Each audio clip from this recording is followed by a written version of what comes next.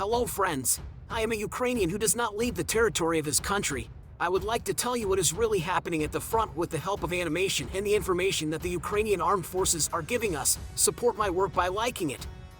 And also believe in our victory. Fighting continues south of Masyativka in the Svatov sector. Russians continue to hold a foothold near Karmazanivka. Fighting continues in Serebryansk forestry. According to Deputy Minister of Defense Anna Maliar, the enemy's offensive in the Kupiansk sector is unsuccessful. Fighting continues, but the initiative is on the side of Ukrainian defenders. The Russian army has penetrated the Ukrainian defense and stopped there, suffering losses in both personnel and military equipment. Under these circumstances, Ukrainian defenders even resorted to counterattacks. While Ukrainian soldiers were fighting back and fortifying their trenches, the tank flew into the forest and struck the enemy hard. And this was despite the fact that Russia was sending reinforcements from all directions. In the Bakhmut sector, the Ukrainian Defense Forces are succeeding on the outskirts of Klishchiyivka. The Russians are pulling up reserves, and the death conveyor has already started working even for Kadyrov's troops.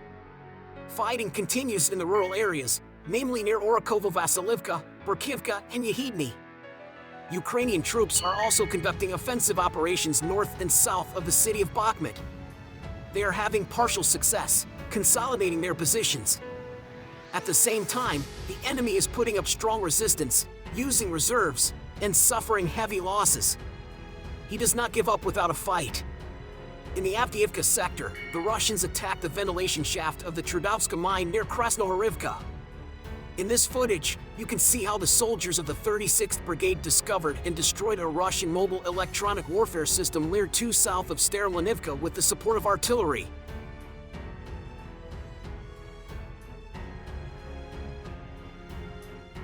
Two tanks and 2 infantry fighting vehicles were also destroyed.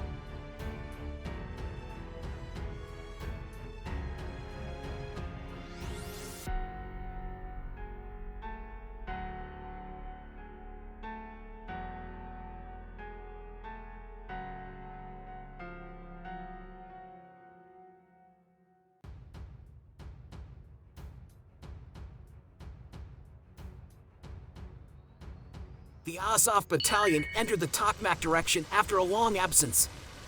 The soldiers launched an assault in the area of Novopokrovka.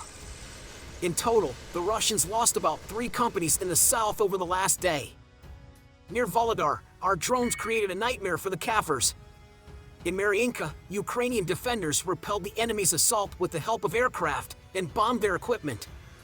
Missile and artillery units hit 1 enemy control center, 1 anti-aircraft missile system, 16 artillery pieces at firing positions, 3 ammunition depots and 3 enemy electronic warfare stations yesterday.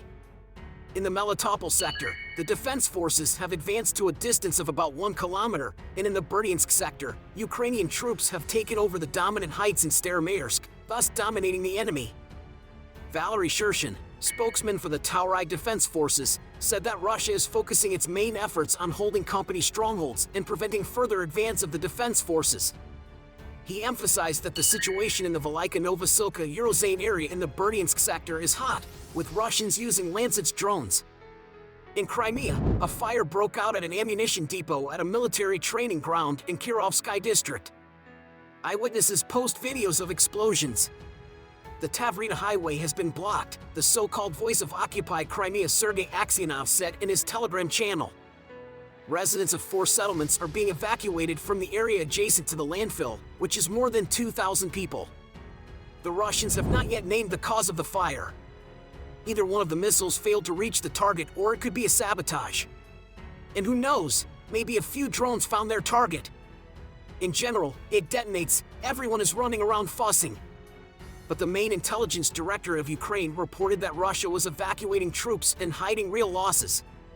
It was a successful work of the armed forces of Ukraine.